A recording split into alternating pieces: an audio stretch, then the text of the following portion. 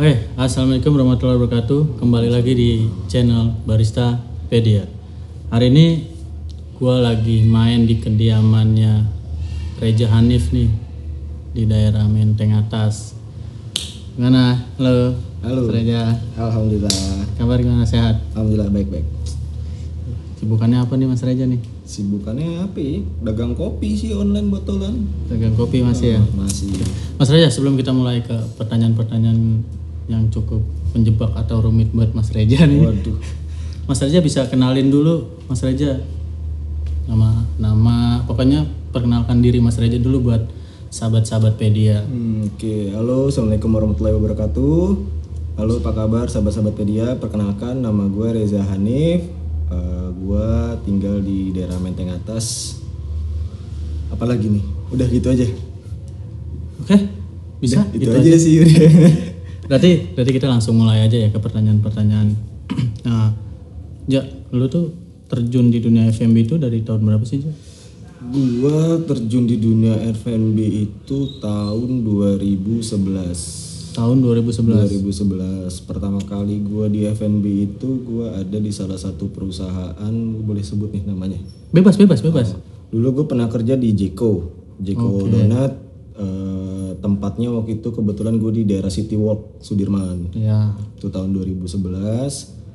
Habis itu kebetulan dapat tawaran kerjaan di salah satu coffee shop di daerah Senopati. Akhirnya gue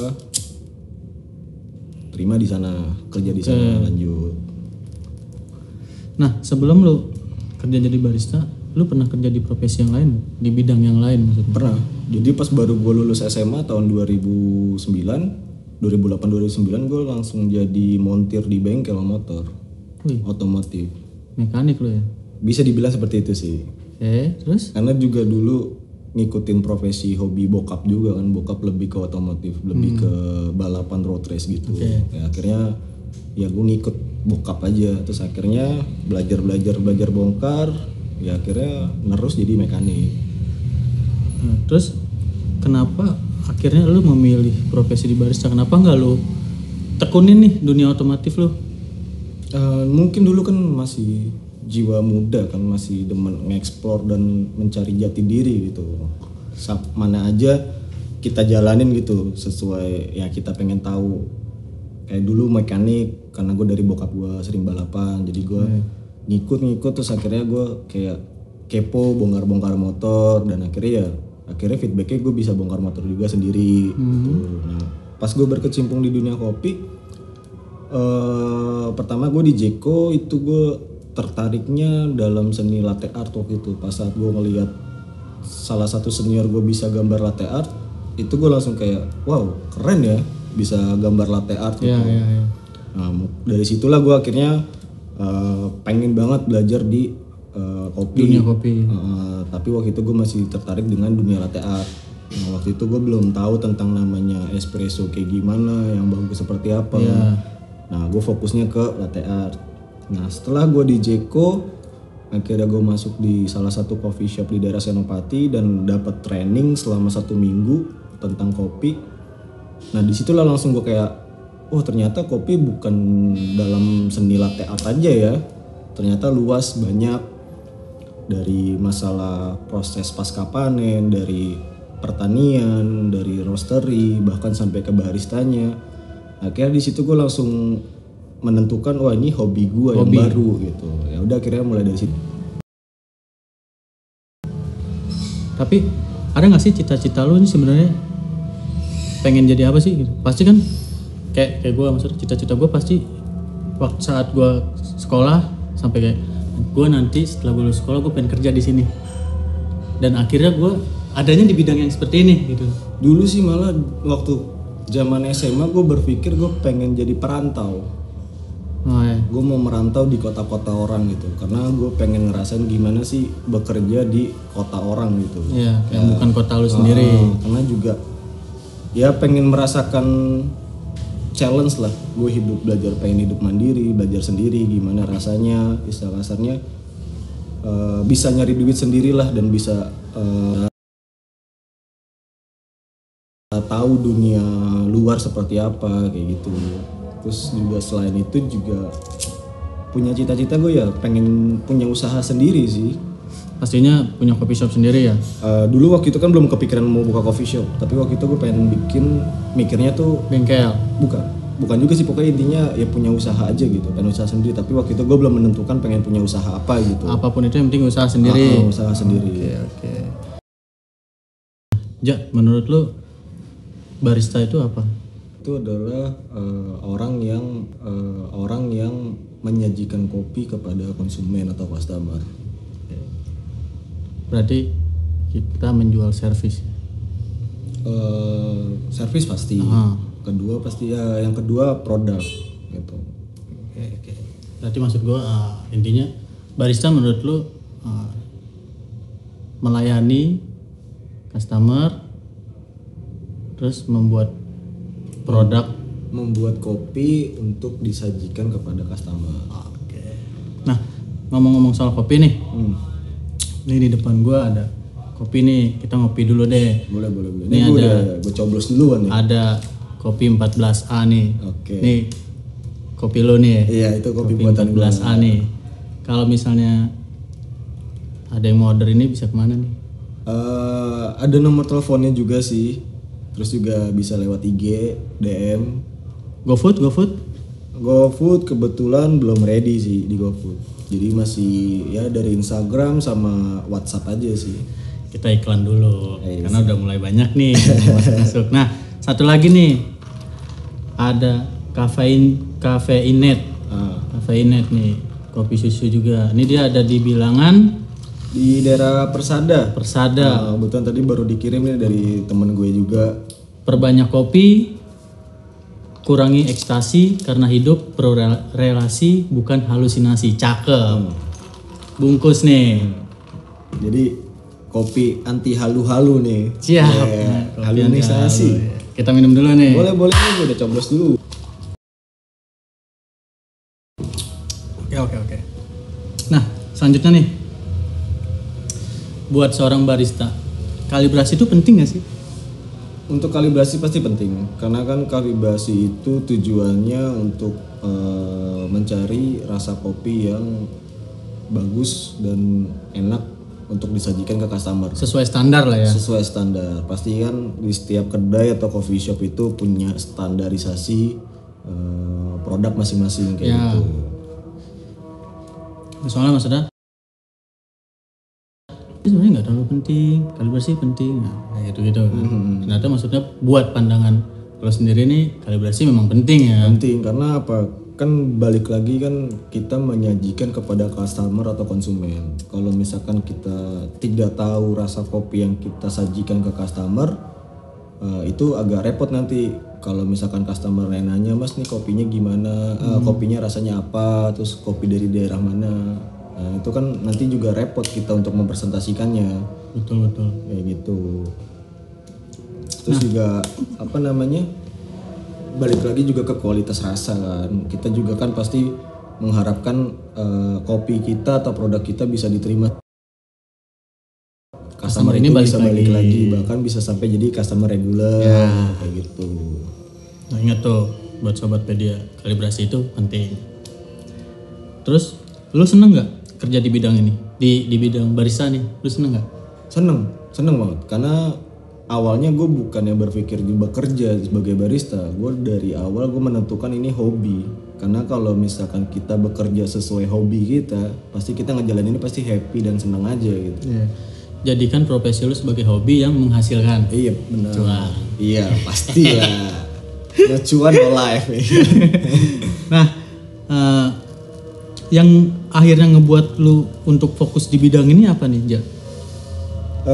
Yang tadi gue bilang pertama, waktu itu sempat gue kerja pertama kali di salah satu coffee shop dan sempat ditrainingin, dan dari situlah gue terbuka gitu. Ternyata kopi bukan dari seni latte art aja, banyak faktor-faktornya dari hulu sampai hilir gitu. Dari si petani, gimana cara kita merawat tanaman kopinya itu biar jadi bagus.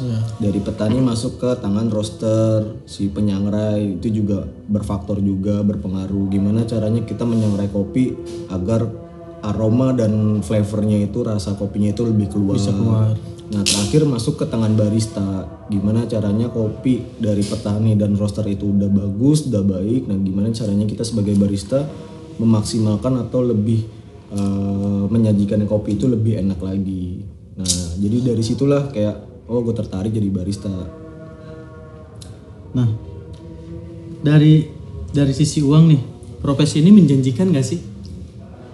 Menurut gue sih menjanjikan karena apa? Banyak yang bisa kita explore di kopi sih. Kita juga bukan cuma kayak sekedar barista juga. Kita bisa merambah ke dalam segi hal lain. Misalkan kita udah paham di knowledge atau udah banyak ilmunya, kita bisa Jam terbang lah ya. Iya, bisa kita buka kelas private untuk barista, Training, terus juga konsultan bisa. Terus juga jadi sales, apa aja yang berbau tentang kopi, alat-alat, tools, sirup, dan macam-macam bahan baku lainnya yang tentang kopi. Banyak sih, tapi balik lagi tergantung ke personal kitanya, kita mau explore atau tidak, kayak gitu. Intinya dari sisi uang profesi ini sangat menjanjikan ya? Menjanjikan. Oke. Nah, ini kan sekarang lagi ada apa ya? Gue bisa bilangnya lagi ada konflik kali ya? Kayaknya lagi ada konflik, maksudnya dengan adanya undang-undang cipta hak kerja nih, berpengaruh nggak sih buat kita nih yang ada di bidang F&B, undang-undang hak cipta itu? Gimana ya? Menurut gue belum tahu sih, dan gue jarang nanya karena kan itu masalah sensitif ya, apalagi masalah gaji gitu. Jarang pernah nanya sih gue di barista kayak gaji lo gimana selama ada undang-undang ini gitu. Kalau buat gue sih untuk buruh pasti berpengaruh besar kan, berpengaruh besar untuk buruh. Tapi kalau di dunia F&B masih tentatif sih jawaban gue, karena gue kan udah nggak kerja sebagai barista, gue lebih punya fokus di online botolan aja gitu. Jadi gue sendiri ya. Jadi gue nggak pernah pengen tahu tentang gaji orang, karena juga agak sensitif banget kalau nanya tentang gaji ke karyawan atau ke barista gitu. Iya benar. Karena ya pada intinya gue belum merasakan pengaruh atau tidaknya untuk di dunia F&B sih, kayak gitu. Yang jelas untuk kita semua saat ini berpengaruhnya dengan adanya virus ini ya. Iya bener, pandemik ini berpengaruh banget sih, bukan dari dunia F&B, mungkin dari seluruh semuanya pun pengusaha dan karyawan itu berpengaruh besar. Berpengaruh banget. Oke.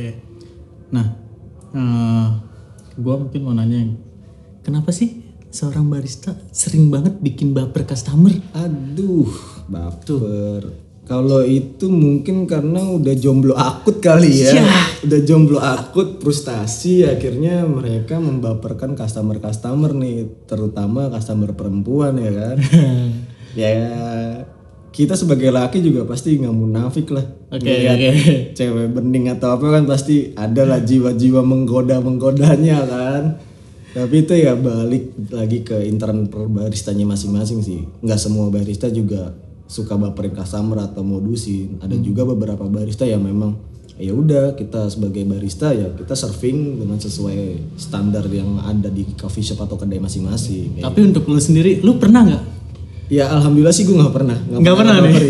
Malah gue nggak pernah ngebaperin, malah kadang suka customer yang bikin baper gue gitu. Ini jawaban aman ya? Zaman waktu belum married lah, masih single. Tapi ya makanya ini sekarang single. Jawaban aman lo ya? Iya. Iya. Daripada nanti gue perang dunia ya.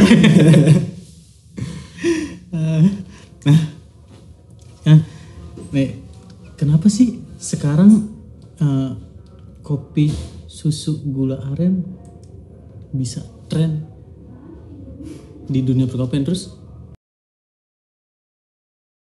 ini bisa pudar nggak, atau bisa apa? Mungkin gue bisa bilangnya bisa cukup menghilang ya, karena kalau kita bicara kopi susu awal cappuccino itu kopi susu kan. Cuman kan kalau sekarang trennya kopi susu itu orang lebih mengenal kopi susu gula aren atau kopi susu pandan dan sebagainya. Menurut Mas Reja, pandangan Mas Reja ini bakal bisa hilang nggak sih? Untuk hilang 50-50 sih. Kalau misalkan hilang itu kan balik lagi ke kualitas produknya sendiri gitu. Bisa bertahan jangka lama atau jangka pendek. Atau mungkin bisa dibilang mungkin musiman gak nih untuk kopi susu gula aren gitu. Kalau untuk dibilang musiman atau enggak musimannya kan balik lagi ke kualitasnya gitu. Di sisi lain juga harganya juga terbilang tidak terlalu mahal gitu. Lebih bisa mencakup kantong-kantong keseluruhan lah, anak remaja atau kelas menengah atas atau bawah itu masih bisa masuk lah. Tinggal balik lagi kan dari harga per kedainya itu berapa. Untuk menghilang atau tidaknya balik lagi ke kualitas produk sih, mereka bisa konsisten atau tidak gitu.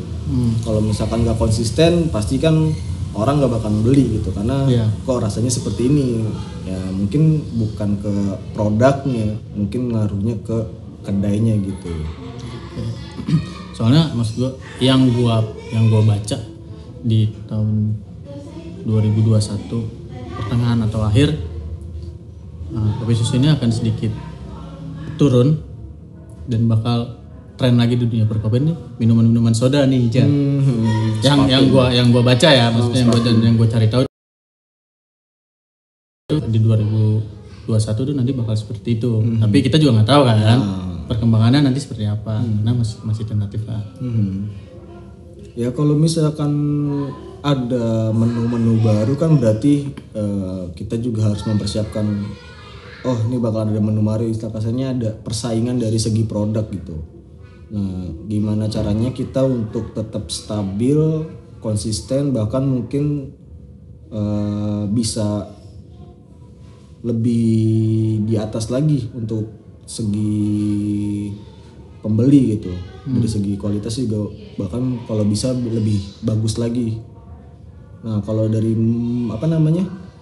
produk-produk baru kan ya kita selalu berinovasi gitu loh. Berinovasi agar bisa mendapatkan penghasilan lebih atau mungkin bisa kedai coffee shop ini punya ciri khas minuman ini. Seperti ini. Ya, karena kan gula aren ini udah lumayan hits nih. Ya, gimana caranya kita bisa menyaingi kopi susu gula aren ini gitu. Nah, nih buat kenal lu dulu kan. Lu sebagai latte art ya, dulu gua kenal lu awal lu latte art ya. Iya latte art. Bener nggak? Iya benar. Bahkan orang nyebutnya Reja latte art artis. Bisa dibilang gitu sih, tapi kalau berbicara artis kayaknya berat banget karena gue bukan artis gitu kan. Ya kita kan maksudnya konteks artisnya beda. Iya benar. Konteks artisnya beda. Nah, lu pernah nggak sih ngikut kompetisi latte art? Bukannya pernah, sering sih. Sering dulu. Tapi pernah menjuarai? Alhamdulillah pernah. Beberapa kali bisa jadi juara 1, 2, 3. Pernah merasakan lah. Setidaknya pernah bisa ngerasain naik podium lah ya? Iya benar. Terus ada nggak sih pengalaman menarik lu atau pengalaman lu saat lu ikut lomba nih berkesan banget nih? Kalau gua kan mungkin kalau gue bisa cerita, gue pengalaman menarik gue saat gue waktu ikut lomba ke Bandung, mungkin sama lu atau gue lupa sama siapa ke Bandung, terus kita nyewa mobil, temen gue nyetirin, kita berhenti di pom bensin untuk beli cemilan. Ketika gue mau masuk mobil lagi, anjing mobilnya bukan mobil gue dong, thanksin dong, gila kata gue, nggak taunya gue naikin masuk mobil, gue main buka pintu. Ada orang cuy lagi pacaran. Untung salah pintu mobil bukan pintu kamar ya. Lagi berantem. Gue masuk buka pintu belakang. Nah orang ini berdua kayak nengok, anjing lu siapa ya gitu. Gila gitu. Anjing gue salah. Pengalaman menarik lo lah ya. Iya. Karena yang gue tahu kan, ini mobil gue berhentinya di sini. Terus gue keluar. Tahu kok siapa yang mindahin mobil. Iya. Dan mobil ini sama anjir, mobil Leo ya kan. Fuck gitu. Kayak anjing tensin lu gue. Ketika gue masuk, lu ngapain gitu? Anak-anak cuma kalau buat pengalaman menarik gue sih selama kompetisi itu gue bisa lebih banyak kenal barista lain. Ya, kalau itu maksudnya udah umum kan? Ya, terus juga gue bisa tahu kapasitas skill dari Diri lu sendiri. latte art gue sampai mana, jadi gue bisa selalu update terus tentang apa dari skill gue. Terus juga gue banyak bisa menjalin relasi-relasi di perkopian. Terus banyak link lah ya. Ya lebih memperbanyak network lah. Itu sih pengalaman pribadi gue. Dan pernah juga sih kalau di luar kota nih, pernah waktu itu gue ngikut kompetisi di Jogja. Nah, waktu itu gue bareng sama satu kerjaan juga, partner karyawan juga barista di satu kerjaan. Jadi juga. satu kerjaan lu ngirim 2. Berangkat lah dari Jogja ya kan, dari sini. Di sini nih udah agak merih nih ya kan. Dari sini posisi hujan, gue naik salah satu angkutan online berdua ya kan ke stasiun Senen, satu kereta, satu gerbong, satu duduk. Nah pas sampai di Jogja, gue registrasi. Pas saat registrasi, kawan gue juga, partner kerja gue juga. Jadi gue jauh-jauh ke Jogja kompetisi sama partner kerja gue juga. Oh lu battle-nya? Battle-nya babak pertama lagi. Nah itu pengalaman paling apa ya? Paling bad banget sih buat gue. Ngapain gue jauh-jauh ke Jogja kalau gue ketemunya sama satu tim juga. Itu yang ada gue juga bukan sih? Oh yang ada lu juga yang Jogja. Yang ada Jackson, Kakak Bro, Tuko. Dan akhirnya kita semua kalah, cuman partner lo yang menang. Huda yang menang, namanya Huda, juara 2. Dan akhirnya kita dapat motel lah ya kan malamnya. Homestay. Kita naik mobil bak. Kayak anak STM. Kayak anak STM ya kan, teriak-teriakan deh kayak di kota sendiri kan tuh. Ya itu sih serunya kalau di luar kota, serunya itu sih perjalanannya gitu yang nggak bisa dilupain. Bener-bener gue baru inget. Iya. Kacau, bener-bener kayak kita naik STM, bang numpang bang. Iya, udah pas jalan deh. Kayak anak kampung sendiri gitu, anak akamsi situ ya kan. Orang-orang apa yang ngeliat ini siapa. Bagus nggak ditimpukin batu sama orang gitu ya kan. Aduh. Nah, 3 hal menurut lo yang harus dimiliki seorang barista apa nih, Ja? 3 hal yang harus dimiliki sebagai barista. 1 pastikan attitude lah. Itu harus. Attitude udah penting banget sih itu. Itu bukan di dunia barista juga sih, di semua pekerjaan pasti itu attitude udah paling nomor 1 lah. Nomor 1. Kedua, knowledge tentang kopi. Tentang kopi lo. Ya, terus ketiga, cara kita mencintai suatu pekerjaan kita. Bukan dari barista juga sih semuanya. Jadi setiap kita bekerja dimanapun ya kita harus punya rasa, ya gue bekerja karena gue cinta sama pekerjaan gue gitu. Oke, berarti 1 attitude, kedua knowledge, yang ketiganya menghargai atau mencintai pekerjaan. Lo harus bisa menghargai pekerjaan lo. Iya benar. Gue lupa nih tadi nanya. Waktu lo main-main latte art, lo pernah gak sih ngikut ajang lomba yang besar gitu, maksud kayak nasional? Alhamdulillah waktu itu gue pernah ikut ajang Indonesia Latte Art Championship di tahun 2018 sorry. Pernah. Oh, lo pernah ngikut? Pernah. Itu juga dari 2013 sih, itu memang gue berharap bisa ngikut di ajang itu sih, karena 1 bisa gue melihat kapasitas skill gue sampai mana, terus juga kedua kayaknya keren aja gitu bisa masuk ke ajang nasional kayak gitu. Atmosfernya itu beda nggak sih sama lo ikut-ikut? Atmosfer bukan asmofir. Ya, gue nggak bisa ngomong itu lah. Gue nggak bisa ngomong atmosfer. Gue nggak bisa ngomong itu lah. Agak ribet gue. Ya, belibet ya lidah ya. Malum Sunda. Jangan bawa suku pak, bahaya pak. Jadi gitu. Untuk atmosfernya sih pasti beda banget dari trodon-trodon dari coffee shop. Kalau itu atmosfernya beda banget. Antusiasmenya juga lebih tinggi di nasional sih. Challenge-nya karena juga kita kan bertemu sama juri-juri yang profesional banget gitu. Jadi kita bisa dibilang tingkatannya beda lah untuk dari segi kompetisinya gitu. Levelnya beda karena di ajang itu kan salah satu pemenangnya itu bisa mewakili dari Indonesia. Untuk di ajang dunia gitu. Jadi untuk levelnya beda banget dan memang atmosfernya dan mental, suasana itu benar-benar parah banget sih. Nah kalau latihan nasional gitu, lu bawa berapa pattern sih? Kalau pas waktu pertama kali gue ngikut itu gue bawa 2 pattern doang sih. Memang 2 pattern? 2 pattern. Jadi total gelasnya atau cupnya itu 4. 2 free pour, 2 desain latte. Etching? Oke. Kayak gitu. Nah lu saat itu bawain pattern apa free pour-nya? Untuk free pour-nya itu gue bawa patternnya kangguru. Pattern sendiri kan maksudnya pasti kan? Pattern sendiri, kangguru. Terus yang kedua yang desain latte atau etching gue pakai patternnya couple flamingo. Nah kenapa lu bisa milih si kangguru untuk si free pour-nya? Ya sedapat gue nya aja, sedapat gue nguliknya gitu. Nah gue ngulik-ngulik akhirnya gue dapet feel dan tekniknya itu pas free pour ya kangguru. Terus untuk desain latte-nya atau etchingnya gue dapet feel dan tekniknya ya di couple flamingo kayak gitu. Berapa lama lu nyiptain itu Ben? Untuk persiapan pattern pasti lama sih, bisa 1 atau 2 bulan? Bisa nyampe. Sampai? Karena kan itu mainnya ke imajinasi. Iya. Imajinasi hewan, orang, terus juga kendaraan atau apapun itu kita tapi dituangnya ke seni gambar di kopi gitu, di latte art. Nah itu gimana caranya tuh kayak misalnya bentuk hewan kangguru. Nah kita tahu nih bentuk hewan kanggurunya seperti apa, tapi gimana caranya kita tuangkan atau kita bikin di kopi gitu, kayak gitu. Itu lu sampai di tahap berapa?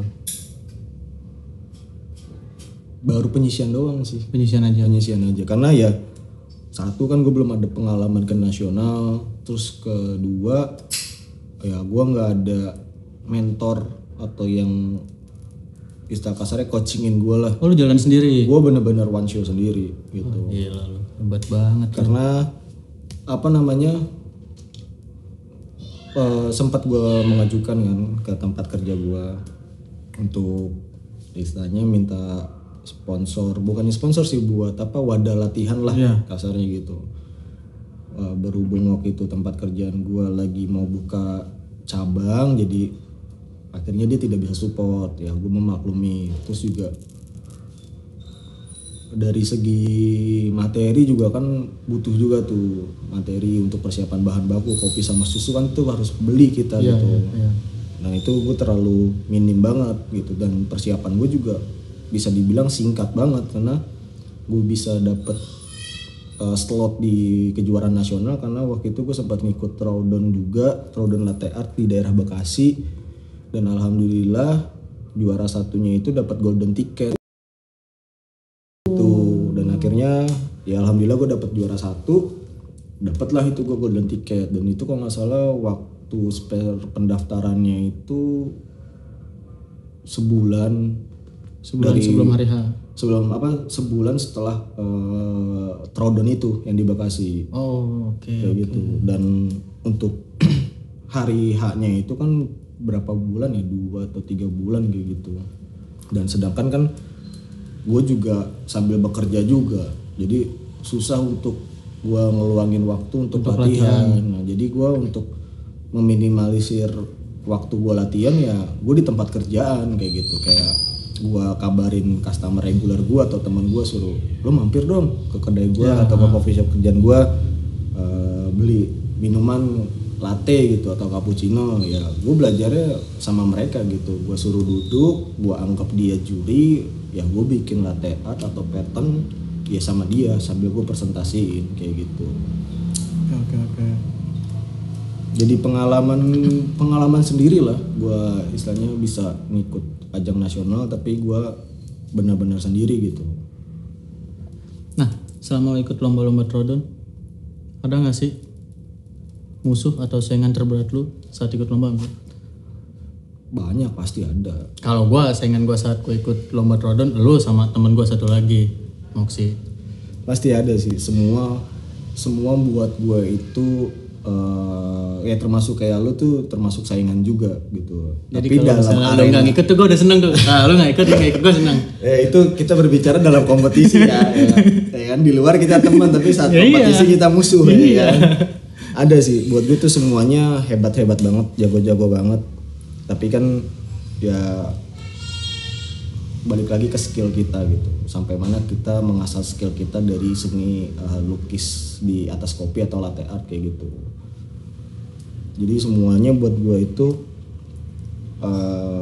lawan berat-berat semua sih.